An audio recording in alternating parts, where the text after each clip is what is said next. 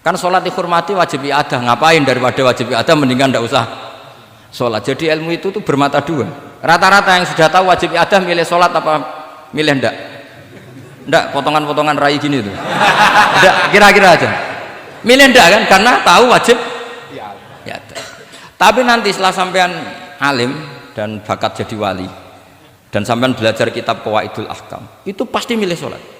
Saya semenjak belajar kitab itu ya milih sholat, tapi tidak usah dimafhum apa dulu tidak sholat, tidak usah seperti itu. Itu mafhum yang salah itu, yang berbasis suudzon. Jadi mafhum seperti itu salah, ya masalah itu. Suudzon itu masalah. Kata saya Izzuddin bin Abdis Salam memberi penjelasan, kenapa harus sholat dihormatil waktu? Karena khotorun najasah, bahayanya najis atau ritsun najasah, kotorannya najis itu layafi, kalau dibaca ritsul layafi dengan pentingnya sholat. Karena butuhnya Allah, butuhnya malaikat, kalau boleh dibahasakan butuh ya dalam ilmu fikih kan dibahasakan gampang saja. Ada orang sujud di waktu yang diwajibkan sujud, sehingga diabaikan syarat sholat itu harus toharatul badan, wa tasawubi dan wal makan. Kok kira pantas ono waktu sholat kemudian la tasjudu fil waktu sajdah. Jadi akhir gampangannya wes tetap keren, meskipun kowe salat nganggo najis ora sempurna tetap keren. Piye-piye cara didelok malaikat kok dhuwur wis keceluk sujud, keceluk musolli. Daripada kowe misale asar gak salat alasan oh celanaku najis, maghrib ora salat. Terus jare malaikat berkhataman Wahab kok kelakuane ngono kan gitu ya. Karena malaikat ndeloke kok dhuwur. Bablas asar, bablas maghrib, bablas isya, meskipun sampean punya alasan nanti menisan di rumah atau di pondok, tapi ini kan melewati waktu yang harusnya ada sujud. Sehingga dalam syarat jamak takhir misalnya apa? Kamu harus niat akan jamak takhir di waktu sholatil ula, biar ada bedanya tarku karena sembrono dengan tarku yang karena ingin mentakhir. Paham ya?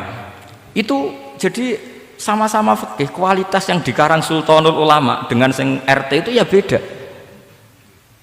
Dan sampean harus baca kitab yang dikarang rajanya ulama supaya kamu tambah pinter. Nanti kalau gak pinter-pinter nanti sowan saya. Tetap gak pinter karena itu jatah.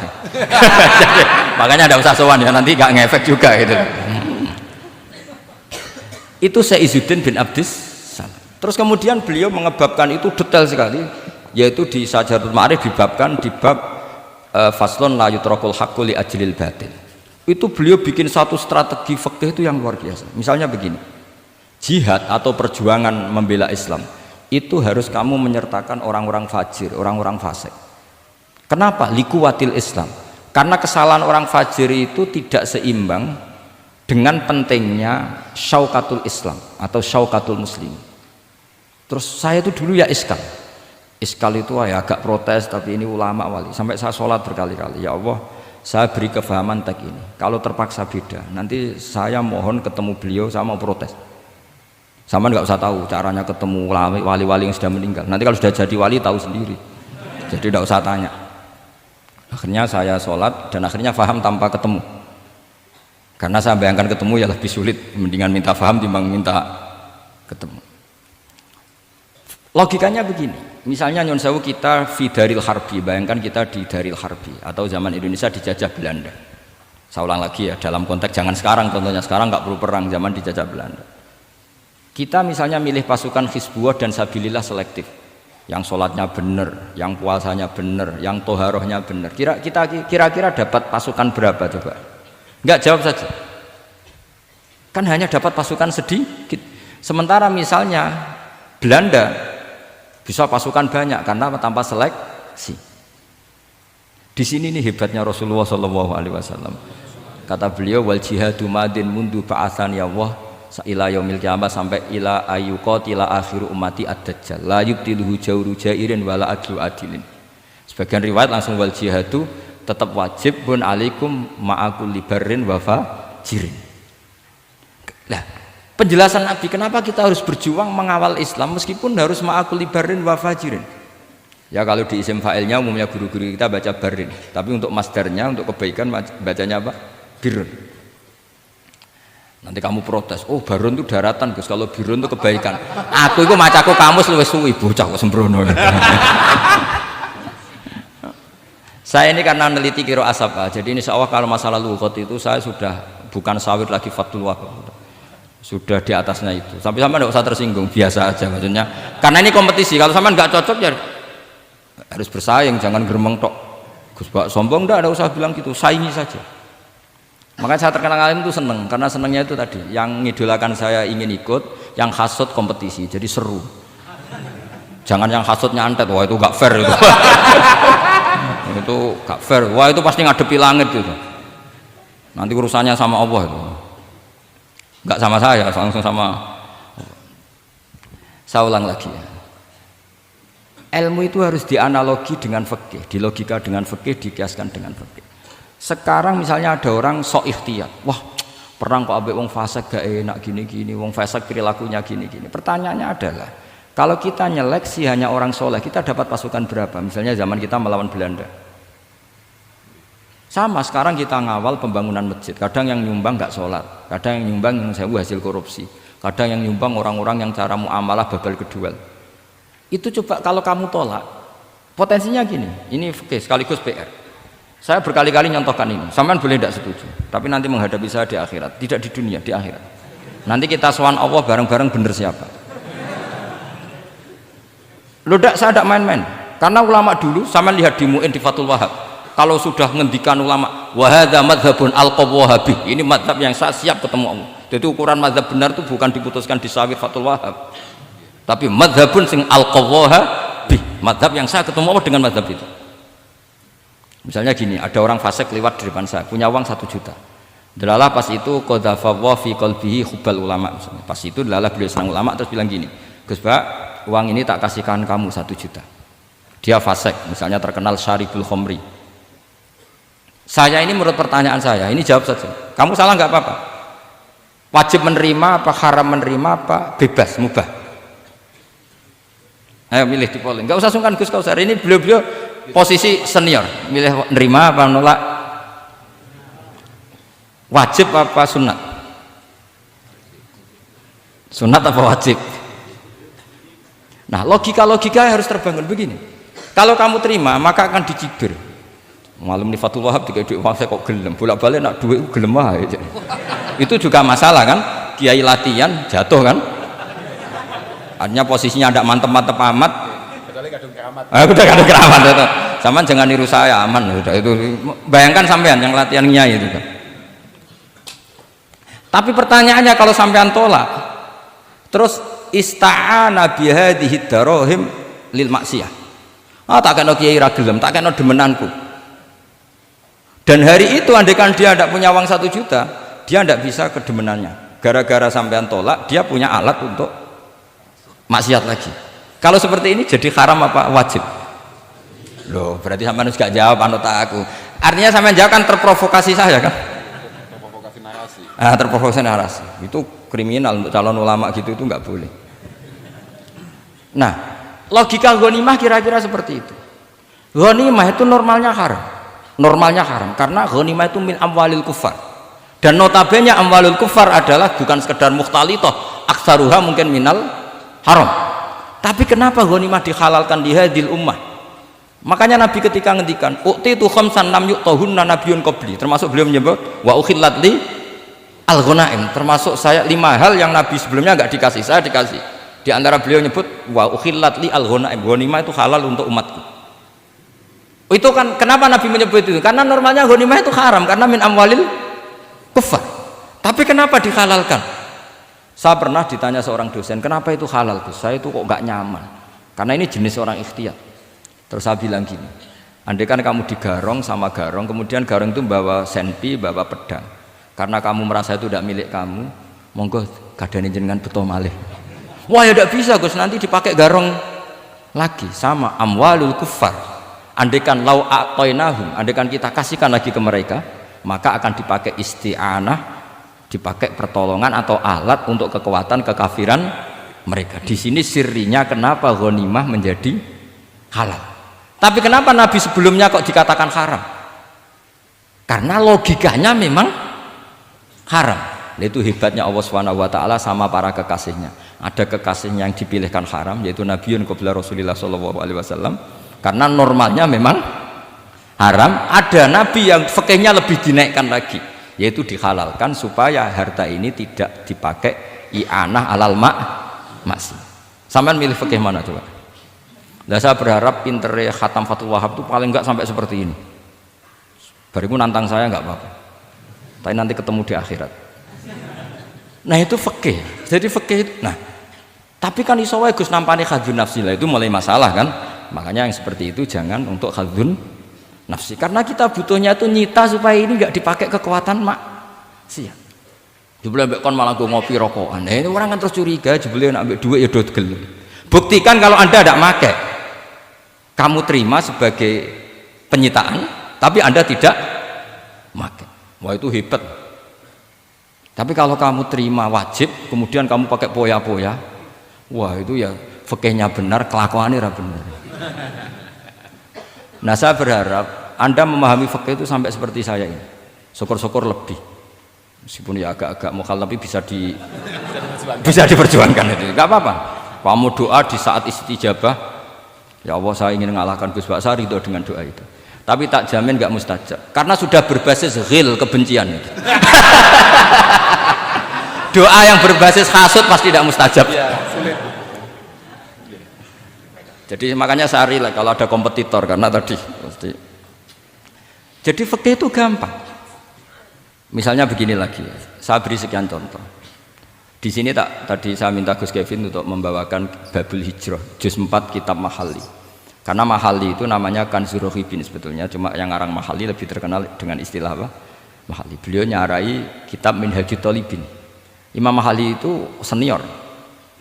Jadi Syekh Zakaria Al-Ansori itu ya beliau sudah menyulap Minhajut Thalibin jadi Manhajut Tulab, tapi beliau ikrar kalau itu awal-awalnya dari Imam Jabah.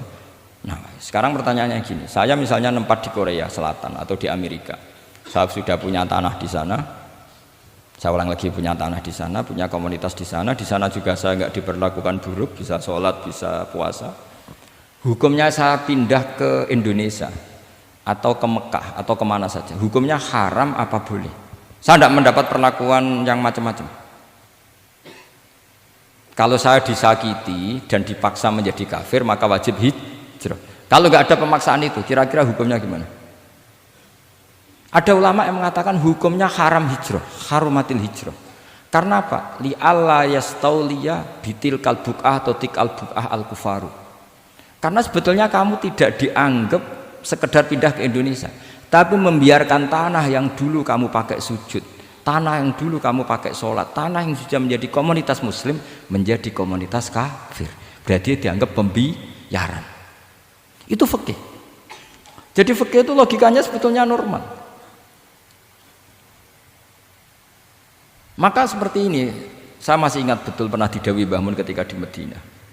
Nak zahire hadis ya, itu Sayyidina Ali itu ya ono salah. Ndak salah loh redaksinya, ono salah. Mergo Nabi sering muji wal Madinatu khairun lahum law kanu ya'lamun. Madinah adalah kota terbaik.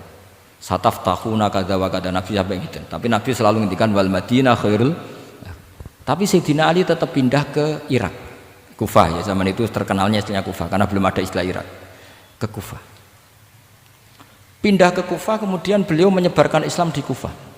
Terus punya murid awal namanya Hasan Basri, murid paling sukses. Itu orang-orang Basrah, bukan orang Temanggung, orang Basrah. Itu orang Basrah. Semua riwayat mengatakan itu orang apa?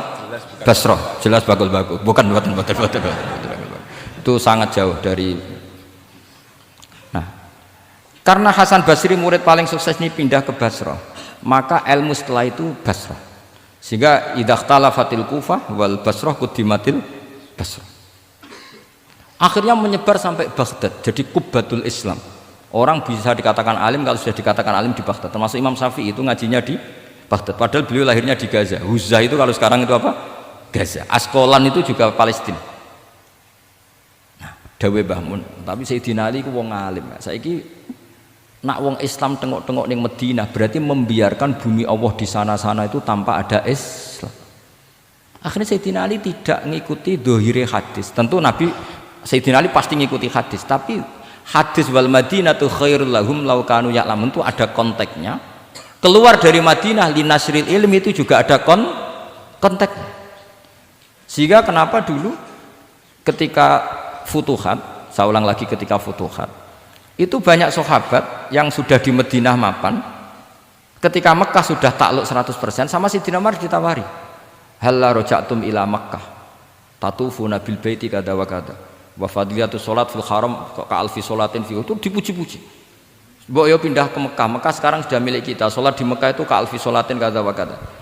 Tapi kata para sahabat yang sudah di mana-mana, di Persia itu kalau sekarang Iran, di Lebanon, di Syam kalau dulu, kata beliau-beliau itu paling banter kalau saya di Mekah ibadahnya tawaf, tapi kalau di negara-negara ini adalah nasrul Islam. Wa nasrul Islam itu da'bul ambiya bihada ursilatir rusul, karena nasrul Islam itu para rasul diutus. Akhirnya mereka terus hidup di mana-mana, termasuk muridnya Sayyidina Ali. Menurut sebagian cerita terus pindah ke Baros itu. Kemana? Baros. Jadi Islam pertama di Indonesia itu muridnya Sayyidina Ali yang di Sumatera itu. Nah, pertanyaannya adalah, kalau kamu punya murid atau anak pamit mau kuliah di Jerman atau di Australia, kamu milih melarang apa menyuruh? Kalau melarang, kalau menyuruh takut katut perilaku barat. Kalau melarang berarti kamu membiarkan Jerman tanpa ada yang sujud. Padahal semua bumi diciptakan Allah, ju'ilat lanal ardu kulluha masjidan. Lah itu fikih. Fikih akan berdebat untuk hal-hal seperti itu. Ini saya beri contoh. Ini masih ada waktu 10 menit. Ya, jangan lama-lama nanti malah bingung. Yang bingung tidak sampean, saya juga ikut bingung nanti kalau kelamaan. Tidak, supaya ini logika ini apa? Logika fikih ya, fikih yang sekedap ini tadi sudah halaman 227 ya. Ini tidak, supaya sampean tahu, karena saya pernah belajar detail ya, tentang Mahalli sama Qalyubi. Ini kalau di kitab ini halaman 227 ya, tentang juz 4 ya, halaman 227 juz berapa?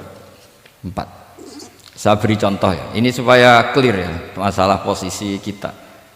Jadi misalnya sama orang Indonesia pindah ke negara lain, terus Indonesia kemudian ditempati orang-orang yang nggak benar, berarti kamu ikut tanggung jawab. Saya baca, bismillahirrahmanirrahim.